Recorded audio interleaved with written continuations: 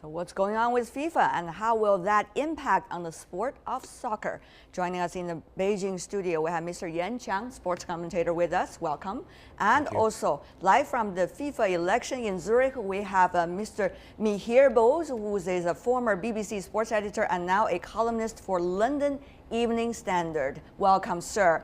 And also in London, we have Mr. Simon Pusey, an English sports broadcaster.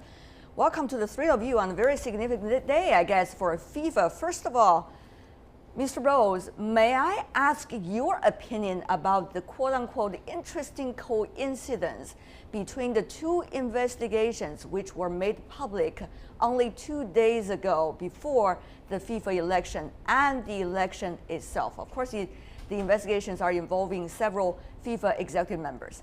Mr. Bose. Well, what we have to realize is that stories about corruption in FIFA have been going on for a long time, for several years, particularly after FIFA decided to give the 2018 World Cup to Russia and the 2022 World Cup to Qatar in 2010. That's almost 5 years ago. What has happened this week is that Wednesday morning at Barulac, which is the very elegant lakeside hotel here in Zurich, several top FIFA officials were arrested by the Swiss police at the request of the Americans. The Americans have released a huge indictment by their prosecutors, claiming all sorts of bribes and kickbacks, and that affects a lot of people, and that has introduced a completely new element that the United States is now investigating FIFA, and it has put a great onerous burden on Mr. Blatter to be accountable. He was, after all, the president. He is the president. He says, I'm not corrupt, but the question is, if you have so much corruption in your organization, should you not say, sorry, I am wrong, I have to resign? And therefore, Mr. Bose, may I just follow up and briefly from you, do you think that will have a direct impact on the result of the election today? No, it will not have an impact. I have been in the Congress. I've just come out to speak to you. This has been, if you like, another performance from Mr. Sepp Blatter. He's a masterful politician, sports politician albeit. He's a wonderful operator on the stage. If you hear the applause, if you hear how the people are speaking about Sepp Blatter, then while Prince Ali will get some votes, you said in your introduction the Europeans are supporting Prince Ali, but not everybody in Europe is supporting Prince Ali. Even his own association, the Asian Federation, is not completely supporting him. I expect Mr. Blatter to win. Okay, Mr. Yan in Beijing, you have been observing near and afar about what's going on inside FIFA. What do you think about the possible result and why there are so many different opinions among different federations of soccer representing different continents? Europe, absolutely for the Jordan candidate. Well, Asia, Africa, and also Americans actually are for Mr. Blatter. I think the basic reason is the system of all the payments of the revenue of FIFA, as well as the revenue of UEFA. You know, if we observe closely, UEFA, of course, is the European soccer governing body. You know, 70% of this 4-year cycle from one World Cup to another World Cup of FIFA, 70% of them will be allocated. You know, maybe not so fairly, but almost fairly to 209. Members of FIFA, all those independent countries and regions. But, you know, the UEFA, they had a bigger revenue comparing to FIFA's. But most of the revenue would be allocated to the clubs, professional clubs. So UEFA is more representing the benefit of professional football in Europe. And this kind of Europe dominance, this kind of Europe central position in world football is a kind of infringement of the global football's development. But do you think what is going on right now, the two investigations, of course, about corruption involving some of the Northern and Central American Soccer Association and also the possible host selection bid process involving 2018 and 2022 have much to do with how the soccer politics have been played out in the world? Or actually there are two very different things, you say? Yeah, that's two different things. You know, for the American investigation, I think there were two basic reasons behind. One is that for the past 20 years, there have been too many irregularities, all this kind of money laundering, cash transfer happening inside the American monetary system in the American banks. So FBI has been warned against that for years. And because second, CONCACAF, in fact, are based in Miami and therefore America. Yeah, that's the main reason. And the second would be a more direct reason. That's because America, the United States, lost in the bid for the 2022 World Cup to Qatar, which I think really made them angry, and they started this kind of obstinate investigation into the whole story. Okay, Mr. Pusey, you worked in China before and now in Europe. What do you think about the reasons? There seems to be several layers. Of course, there's investigation about corruption. There's also different kinds of football system, different continents subscribe to according to their own interest base. And there is also, at the same time, different countries' agenda for the future of soccer, as well as politics being involved. For example, Russia, and also in another way, the 2018 host of the World Cup. What do you think about these different layers? How should we look at the issue right now? Which is the best way for us to look at it? Yeah, Tianwei, it's very interesting. You talk about different agendas, countries having different agendas, and you're absolutely right. That's why there's such a big split here, why Europe is so anti-Blatter. They want anyone but Blatter. So two of the European candidates, Luis Figo and the former president of another confederation, have pulled out just to try and unify the bid against Blatter. They just want anyone else but Blatter. And then, as you say, you've got Russia, you've got other countries, you've got all the Asian confederations and all of the African confederations firmly behind Blatter. And I think that's what a lot of people in Europe, here in Britain, who are so angry about Sepp Blatter and the fact that he is, as Mihir Bose said earlier, he is going to win this election. There's no doubt about that. It's more of a coronation than an election. That's why people can't quite grasp why people would vote for him. Here in Europe, certainly in England, we're very kind of high horse and moral about any kind of corruption scandal. We throw our toys out of the pram, we say, got it, get him out. It's not quite like that around the rest of the world. The rest of the world look at their interests, their relationship with FIFA. A lot of these countries wouldn't have had the World Cup. A lot of these continents wouldn't have had the World Cup. In Japan and Korea in 2002 and in South Africa in 2010, they wouldn't have had the World Cup, a lot of people think, without Sepp Blatter. And the fact that he gave those continents the World Cup, that means that countries within those continents are far more likely to vote with him, to stick with him, than to go with someone new. So I absolutely agree with you that it's all about agendas and personal agendas by these countries. Well, Mr. Bose, So after all, what we are having right now has nothing to do with soccer. It has a lot to do with politics, has a lot to do with percentage of countries they want to have their shares in the overall earnings of FIFA, and it has a lot to do with the national politics. What about soccer? What about the sports itself, Mr. Bose?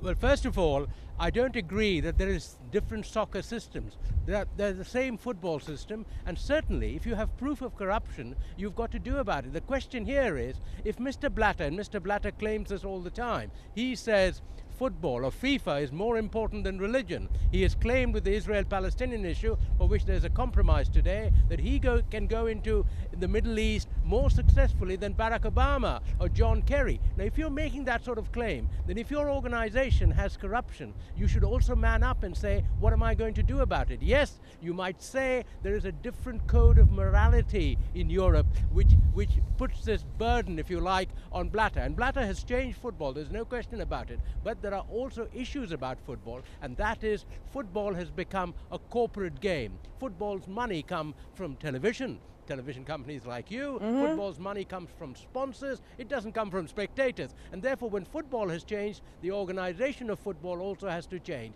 And the model I would say they should follow is the American model, where you don't have such stories of corruption.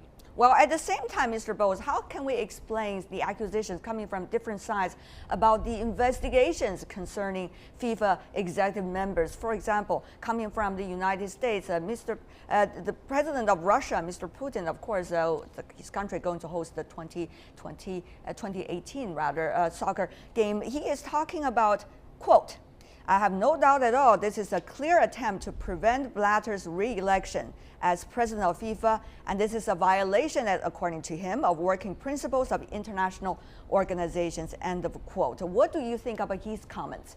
Is this a politically oriented investigation? All I can say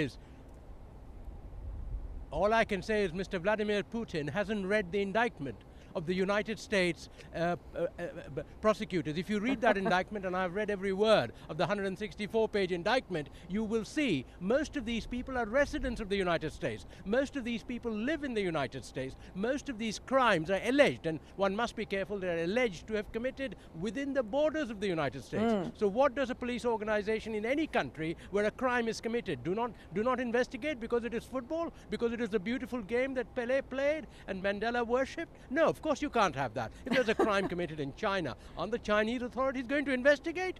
I mean, of course they're within their rights. The Chinese people will say, why aren't you investigating? These crimes have been, and I emphasize, have been alleged to have been committed.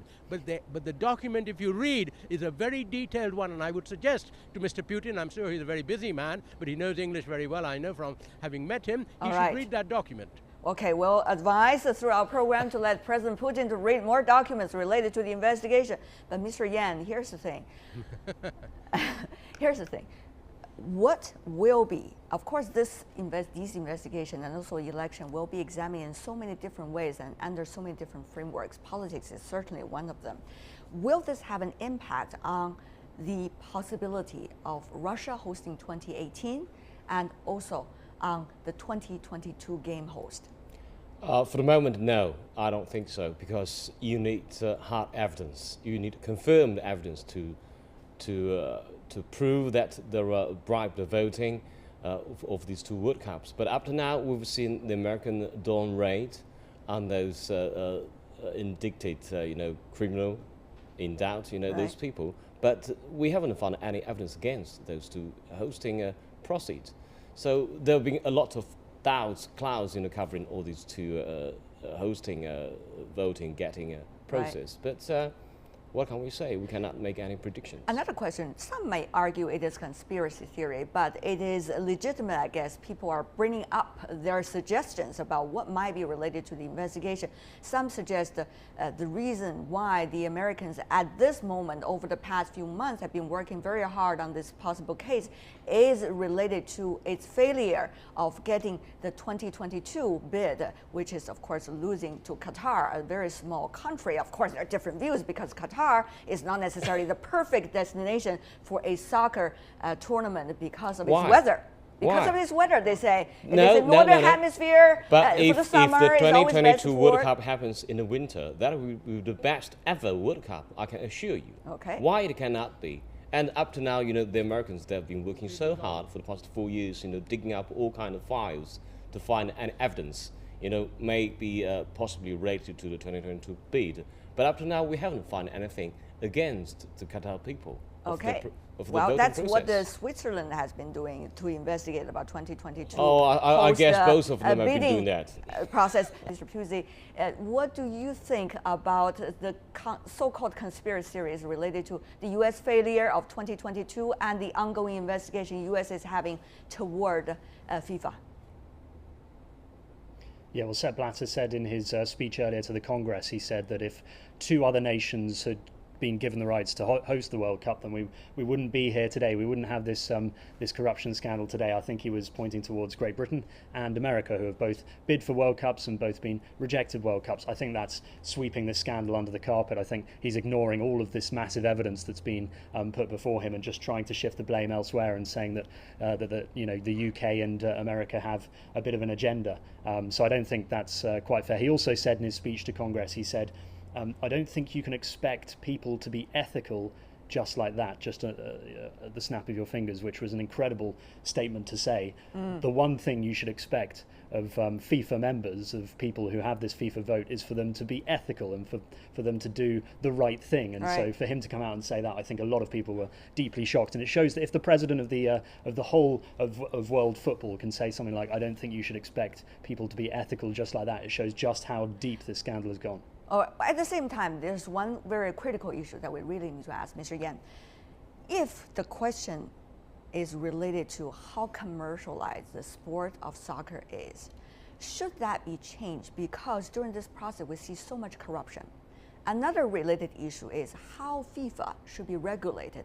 So are some of the regional soccer federations so that corruption can be avoided, or possibility of corruption at least can be avoided in the future? I think for the first part of the question, Mr. Bose had given us a proper answer. You know, you simply cannot stop the commercialization of football, of any sport, or even of any social activities nowadays. So you just have to obey the commercial rules to do some anti-corruption, networking or system building. Maybe the Americans, they have set a kind of a durable example for us, and they helped the IOC to reform itself in the storm of 1999 Salt Lake Olympics. So that might set us some successful precedents. And for the latter part of the question, I think there is no answers, because FIFA as well as IOC, even the United Nations, they are this called super international organizations. There will be no country, no sovereign state to govern them through their legal system. Well, so they're beyond the laws. Mr. Pusey, what do you think? How it will be regulated, should be regulated, and how actually what should be running the organization? Money or actually the sports itself? Yeah, it's so hard to know how to police an organization like FIFA. I can't really think of many, maybe the IOC. I can't think of many organizations which have such a reach around the world, which are world organizations, and such organizations which have a history of having a president for so many years. I mean, Sepp Blatter's been going now for 17 years. He's looking for another 4 years, which he will get. I think that his predecessors had similarly long terms. It's so hard to police an organization like that when you don't really have that sense of accountability. I mean, can you name many presidents in democracies or prime ministers who've gone on that long? I can't. I think there needs to be, if there's going to be the level of accountability, people challenging, people scrutinizing, there needs to be a term system. There needs to be a two-term system, say, so that people can't get too powerful. I feel like Sepp Blatter thinks he's untouchable. Certainly his speech today showed that he thinks he's untouchable. Some of the things he was saying was quite incredible, and I think it will be a coronation today. So I think there needs to be that level of scrutiny that it currently doesn't have. It just has one man at the top and then sort of all of his friends, and it's unacceptable for Sepp to say that when all of these arrests are made, 14 people arrested, that he can't be responsible for them. Of course he can.